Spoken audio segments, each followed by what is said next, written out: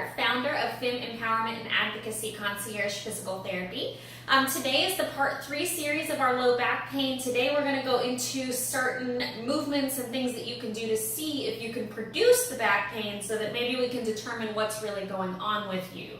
First and foremost, I want you to think about palpation. When you touch certain areas of your back, is that what causes the pain? Is it the same pain? What you're trying to do right now is to provoke the pain. Are you able to make that pain happen? Are you able to make it worse? Are you able to make it better? And I want you to actually jot down what those motions are. So first and foremost, if you're just standing and you're having pain right here, you're going to jot down increases pain, standing still. If you are flexing forward, or if you're going from here all the way down, and that decreases pain, you're going to write down limits pain moving forward. If extension or bending backwards this way, if that makes things worse, you're going to say increases pain. And then if it makes it better, you're going to say decreases pain. So what I like to tell my patients is once you kind of assess and you figure out what movement it is that makes it better or worse, you're going to go into the opposite direction. So, for example, let's say I have back pain on the left side. If I move to the right, that's going to cause more pain. So I'm mirroring you, so technically I'm moving to your left. But if I move to the side opposite of where the pain is, if that increases my pain, I'm going to start for treatments by going this way. So I'm going to go this way just a few times. Get used to it. I call it priming. You're just getting used to movements. And then I'm going to go into that opposite direction. And what you're going to notice after you do a couple of those is that that's going to decrease the symptoms a little bit. Will it go away completely? Probably not. And as I said before, don't utilize this information as medical advice. I want you to really see a physical therapist if you're having chronic or prolonged back pain. So that's the one thing. You want to kind of move into that opposite direction. Figure out what directions make it worse.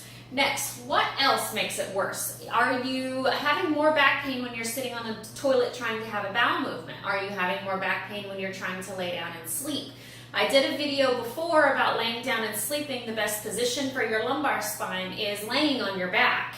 You can put a small roll under your knees. You don't want your knees to be up very high, but you can put a small roll under your knees to help take off the pressure. And you can also try laying on your side with a pillow between your knees. The goal when you're sleeping or laying down is to see if you can't keep that spine neutral. You don't want too much flexion or movement in the spine while you're sleeping because you are there for a prolonged period of time. The next thing I want you to think about, not just movements as far as the different movements. So you have flexion, which is forward. Does that increase or decrease? You're going to go back. Does that increase or decrease? Increase or decrease? Increase or decrease? Now, if you have, based on our video series part 2, if you have the signs and symptoms of the nerve pain, if it's going down your leg, I recommend not to do twisting. So don't cross your arms and rotate. That can irritate it a little bit more. So especially if you're having that shooting pain. If the pain is local and it's just there in that low back region, you can move it a little bit. Main thing that you want to think about is there is some kind of movement that you need to do, that you need to be trained on to do. We have to get you moving. You can't sit down and get rid of back pain. You have to move. Which brings us to our next point. Does sitting make it worse? Does standing make it worse? Does walking make it better? Does running make it better? What activities are you doing that are contributing to that? You're going to find the ones that make it better and you're going to use that as your treatment. So again, if the moving forward makes it much better, meaning you don't have any pain at all, I clearly don't want you to stand there that whole time. We have to work in both positions. If bending forward decreases your symptoms, we're going to be in that position a little bit, but we're also going to work on to going in backwards. You can't do one and not the other. You have to be able to get that spine back to where it normally is. Same goes for sitting and standing. You have to sit sometimes during the day. You have to stand sometimes during the day.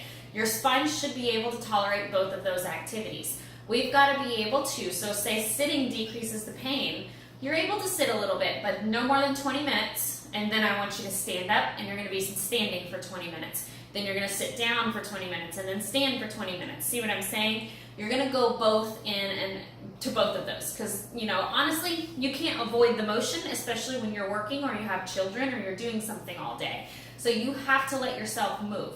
You just need to figure out what are the motions that improve your symptoms, what are the motions that make them worse, and then we're going to start with the ones that make them better and then work into getting the ones that make it a little bit worse. Because the goal is to be able to move in all the functions that you want to do, whether it be running, working out, lifting weights, it doesn't even matter. Like, we want to get you back to that goal. That's what physical therapy is. So hopefully that gives you a little bit of an idea of certain things to look for. I want you to go ahead and jot that down for me. You can do it in the comment section. You can send it to me via message. You can text it to me, whatever you want to do. But write down the ones that make it better and then the ones that make it worse. And I'd love to kind of communicate with you about that. And hopefully we can get you on the right track to recovery. All right, guys, I hope you have a fantastic rest of your day.